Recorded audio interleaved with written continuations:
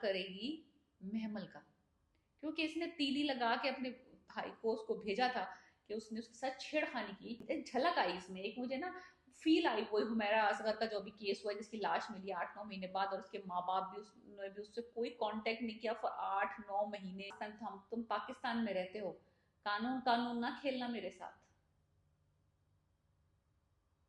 क्या यार tragedy. Hello, मैं फिर हाजिर हूँ एक और रिव्यू के साथ। हम रिव्यू कर रहे हैं मैं मंटो नहीं हूँ का एपिसोड 7 और 8। अब कुछ बात जो है ना सीरियस सीरियस ही होने लग गई है। पहले थोड़ा मजाक और गेम चल रहा था इस ड्रामे में, थोड़ी सी इंट्रोडक्शन वाला सिचुएशन चल रही थी। अब सबका इंट्रोडक्शन हो चुका है, सब करेक्टर सामने आ चुके हैं और अब शुरू हो चुकी है फसाद की जड़। अब मसला ये है कि जो पिछले एपिसोड में कहानी शुरू हुई थी, थप्पड़ वप्पड़ मारा था अपनी महमल ने इसी फरहाद के मुंह पे, अब वो कहानी का ना आफ्टर मैच चल रहा है। डरपोक जो प्रोफेसर हैं वो घर में बैठे हुए हैं, उनको सिक्योरिटी प्रोवाइड करती है महमल। ये सारा इंपॉर्टेंट पार्ट नहीं है मुझे। जो इस वक्त हुमायूं सईद का रोल है ना वो कोई इंपॉर्टेंट नहीं लग रहा ड्रामे में, इसलिए का साइड पे चल रही है। असल कहानी जो चल रही है वो बिनियामिन और अमृतसरियों की चल रही है, और वो जो है ना वो सॉलिड कहानी है, वो उसको देखने में मजा आता है। वो जरा करेक्टर लग रहे हैं, जरा जैसे कि जिसे पंच मार रहे हैं। बाकी ये गूफी सा प्रोफेसर डरपोक सा और इसके साथ जो ये मैम सी हैं और ये जो कबूतर और बतखें पाला हुआ, ये मुझे कुछ इतना भी समझ नहीं आ रहा। मे बी ये कुछ आगे जाके बनेगा, कुछ होगा, लेकिन राइट नाउ इट्स लाइक जैसा फिलर सीन। हुमायूं सईद जरा आते हैं बीच में कहीं कहीं, वो हीरो वाली वाइब नहीं आ रही। एनीवेज उनका मजाक। फुप्पो का जो करेक्टर है ना सुरैया का, मैं आपको पहले वो डिस्कस करना चाहती हूँ। बंदी मुझे मशकूक बहुत लग रही है, सीधी बात तो ये है। पहले तो मुझे लगा था कि अपनी अपनी भतीजी के साथ ये जेन्युइन है, ये ना लॉयल है, अपनी भतीजी को वाकई मोहब्बत करती है। मुझे नहीं लगता, मुझे लगता है कि महमल को इस्तेमाल कर रही है अमृतसरियों और बिनियामिन की फैमिली में जंग करवाने के लिए। ये उसको यूज करेगी बिकॉज इसको नजर आ रहा है कि इसका जो भाई है जो सिराज है, वो थोड़ा ठंडा पड़ रहा है। वो चाहता नहीं है कि ये बदला लिया जाए, लोग मरे। उधर से बिनियामिन वाले भी नहीं चाहते कि भाई कोई और लोग और लाशें गिने, उसके भी 2 जवान बेटे हैं। तो और यहाँ पे इसका बेटा जो है वो बेचारा माजूर बैठा है घर में। So they already have so much loss, तो वो और मंदे नहीं मारना चाहते। लेकिन अब सुरैया के तो जो 2 बेटे मरे हुए हैं, तो वो तो इंतकाम लेना चाहती है। अब उसको इंतकाम लेने के लिए वो इस्तेमाल करेगी महमल का, क्योंकि इसने तीली लगा के अपने भाई को उसको भेजा था कि उसने उसके साथ छेड़खानी की। छेड़खानी का लफ्ज जो उसने यूज किया था कि महमल के साथ फरहाद ने छेड़खानी की है, ये बड़ा ना तीली लगाने वाला, जैसे जलती पे नमक छिड़कने वाला काम किया था इसने। तो फिर ये बात ये, तो मुझे लगता है कि जो सुरैया करेक्टर है ना ये नेगेटिव करेक्टर, ये पॉजिटिव करेक्टर नहीं है, और ये महमल को इस्तेमाल करेगी अपने मफादात के लिए। दूसरी तरफ दिखाया Farhad, very very negative character. अब उसका ये है कि फरहाद साहब जो ना बड़े मैनिपुलेटिव से, बड़े रूथलेस सा बंदा दिखाया है।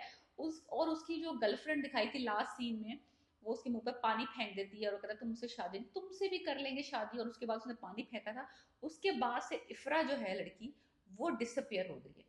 ऑफ कोर्स इसने डिसअपियर किया, लास्ट उसने उसको देखा था। फिर वो जो दर्दनाक सीन जो इसमें दिखाए हैं वो इफ्रा से रिलेटेड दिखाए हैं कि उसका जो ज़ईफ बाप है वो आया है। मुझे ये समझ नहीं आया कि वो 2 साल से घर छोड़ के गई हुई थी, और अब उस करेक्टर को बिल्डअप दिखाया है कि जो बाप का घर वो छोड़ के गई थी, तो उसको जो अपार्टमेंट दिलाया हुआ था, जो उसका किराया उठा रहा था, अपार्टमेंट का जो खर्चा उसका उठा रहा था, जो उसके कॉलेज की फीस दे रहा था, यानी कि उसकी सारी जिंदगी के जो खराजात पूरे कर रहा था, वो फरहाद अमृतसरी कर रहा था। और in return she was in in live in relationship with him.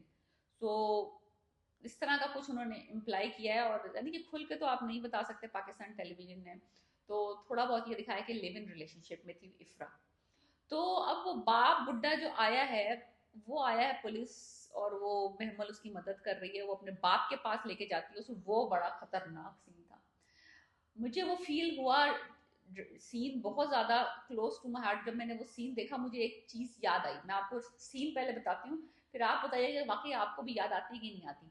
वो आता है, वो सिराज अपने उसकी बेटी पूछता है कि तुम्हारी बेटी कितने साल पहले गई थी, तो उसने कहा 2 साल पहले घर छोड़ के चली गई थी। तो उसने कहा कि ना तुम्हारी सगी बेटी थी क्या, यानी कि सवाल सुने, आप सगी थी? कहता हाँ मेरी सगी बेटी थी। कहता है ये तुमने 2 साल में उससे कितनी दफा फोन पे बात की? उसने बाप ने कहा 8 से 9 दफा, सिर्फ 8 से 9 दफा 2 साल में बात की। तो कहता है घर छोड़ के क्यों गई थी? या कहता है क्योंकि मैंने उसको रोका था, यानी कि जो है ऑफ कोर्स माँ बाप पाबंदियां लगा रहे इसलिए वो घर छोड़ के चली गई। तो एनीवेज मुझे जब ये सीन याद आया ना, जब वो अगवा हो गई है, वो डिसअपियर हो गई है, अब ये बाप जो है ढूंढता फिर रहा है अपनी बेटी को कि उसको पता नहीं कि वो जिंदा है या मर गई है, और 2 साल तक उसने उसकी खबर नहीं ली। तो आपको नहीं लगा कि ये हुमैरा असगर टाइप केस का सीन, एक झलक आई इसमें, एक मुझे ना फील आई वो हुमैरा असगर का जो अभी केस हुआ है, जिसकी लाश मिली 8-9 महीने बाद, और उसके माँ बाप भी उसने भी उससे कोई कांटेक्ट नहीं किया फॉर 8-9 महीने। ईदें चली गई, बकरीदें चली गई, सेम एग्जैक्ट मुझे भी ना, मुझे इसकी और उसकी सिमिलैरिटी लगी कि ये इफ्रा का जो डिसअपेरेंस है, और जो हुमैरा असगर की लाश मिली थी, it just pop it into my head जैसे मैंने ड्रामा देखा। एनीवेज, फिर बहुत ही बेहतरीन तरीके से फिल्माया गया कि वो बुढ़ा आदमी किस तरह से स्ट्रगल कर रहा है कानून हासिल करने के लिए। वो एसएसपी के साथ जाता है उनके घर बिन्यामिन के, और वो लड़का फरहाद इतना कॉन्फिडेंटली बैठ के बात करता है, और उसको एक्चुअली जलील करता है बुढ़े आदमी को, बेचारे जो उसका बाप था इफरा का, कि तुम्हारी बेटी का तो हमें अपनी मर्जी से मेरे साथ रहती थी, और हाँ मैं उसका किराया भी देता था, और कई कई सोया भी हूँ वहाँ, कई कुछ कुछ दफ़ा, लाइक सोया भी हूँ, मतलब they had sex and stuff, they have a relationship. तो वो कहता है गर्लफ्रेंड, फिर उसने कहा तुम्हारी गर्लफ्रेंड, कहता है मेरी गर्लफ्रेंड नहीं है, she is a party friend, there is a difference, मैं उसके साथ रिलेशनशिप नहीं था, I am just using her. और तुम्हारी बेटी, उसने वर्ड यूज किया करेक्टरलेस। इतना कोई मुझे बुरा लगा है ये जुमला, और इतनी ये बात बुरी लगी है, करेक्टरलेस उसने बोला बाप के सामने, like such a heart breaking scene. और वो ये बातें कह के और वो चला जाता है।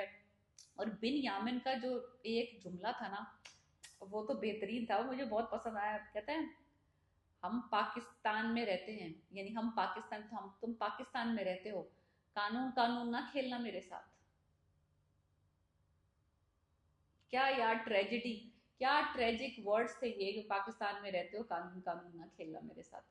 और ये बात एक गैंगस्टर एक एसएसपी को बोल रहा है, पुलिस को बोल रहा है ये बात, और वो सुन रहा है ये बात।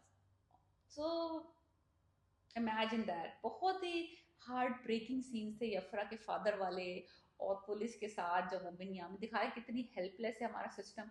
और जो लास्ट सीन, जब एक बुढ़ा बाप वापस जा रहा होता है, ही नोज, उसने कहा कि आप अपने केस की पैरवी नहीं करेंगे, मतलब you will not proceed with this case, इसलिए हाँ करूंगा ना, तरह तरह की बददुआएं दूंगा, इस यानी कि दुनिया की अदालत में तो हो नहीं सकता उसका कोई सुनवाई, सो अल्लाह ताला की अदालत में। बेहतरीन बेहतरीन लिखे हुए हैं इसमें जुमले, लाइक एक से बढ़कर एक जुमला है।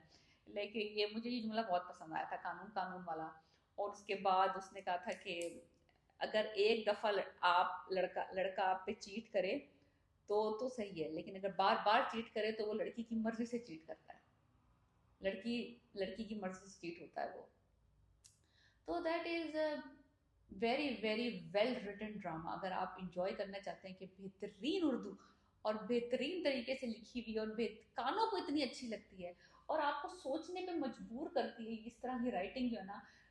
और ऐसा नहीं है कि आप बोर हो रहे हैं, you are like thinking, your brain is working, you is not a mindless entertainment. आप बैठ के इंजॉय करते हैं, you are into it, आप फील कर रहे हैं और आप रिलेट कर रहे हैं कि जो आसपास वाकई हो रहे हैं। फिर एक सीन दिखाया थोड़ा सा ऑन लाइटर नोट, कि वो फरहाद जो है वो पिक करता है बिन अपने सरमंटो को गाड़ी में, और उनकी शिट लूज हुई हुई होती है, शिट लूज हुई होती है, और वो उससे वो उससे उससे माफी मांगता है, just to be, he is just messing with him. तो वो कोई माफी मुफी नहीं मांग रहा, ही इज रूथलेस क्रिमिनल, वो ऐसे माफी मांग रहा है ये वो, और वो कह रहा हाँ हाँ मैंने माफ कर दिया, वी आर फ्रेंड्स। बहुत अच्छा सीन है वो, मुझे बहुत पसंद आया। फिर वो आके ना बड़े फखर से आके मिस में अपनी जो फ्रेंड है कुलीग, उनको बताता है कि ना मैं उसके साथ गाड़ी में आया हूँ। तो वो कहती है तो उसने कुछ किया नहीं, तुमने कुछ नहीं किया, like she was so surprised कि ये बच कैसे गया, ये तो उसका हार्ट अटैक वहीं आ जाना था इसको गाड़ी में, फरहाद को देख के ही इसको अटैक आ जाना चाहिए था। इतना को डरपोक आदमी दिखाया। एनीवेज, महमल की जिससे मंगनी होने वाली है वो बंदा भी बड़ा डिसेंट दिखाया, बड़ा नाइस दिखाया, बड़ी अच्छी फैमिली दिखाई है। तो वो कहता है कि हम अब क्या दोस्त नहीं रहे, वो जुमला भी बहुत अच्छा है, ये जुमला मेरा फेवरेट, ये भी मेरा फेवरेट जुमला है। मैंने लिख के रखा हुआ है, कह रहे हैं क्या अब हम दोस्त नहीं रहे?"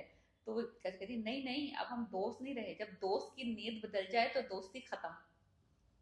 इतना प्यारा, यानी कि इतने प्यारे सीन्स हैं, it's not even rude, it's just such a beautifully written drama. अगर आपने ये ड्रामा अभी तक नहीं देखा, I was fan of Khalil Rahman Qamar, लेकिन कुछ ड्रामे इनके बीच में बड़े कॉन्ट्रोवर्शियल हो गए थे, लेकिन this one is pretty good, you should enjoy it, listen to it and take time to appreciate the everything about this drama. Puppo and Farhad are my favorite characters right now. They are negative, they are very very like vicious, so please watch it. मैं मंटो नहीं हूँ, episode 7 and 8, peace.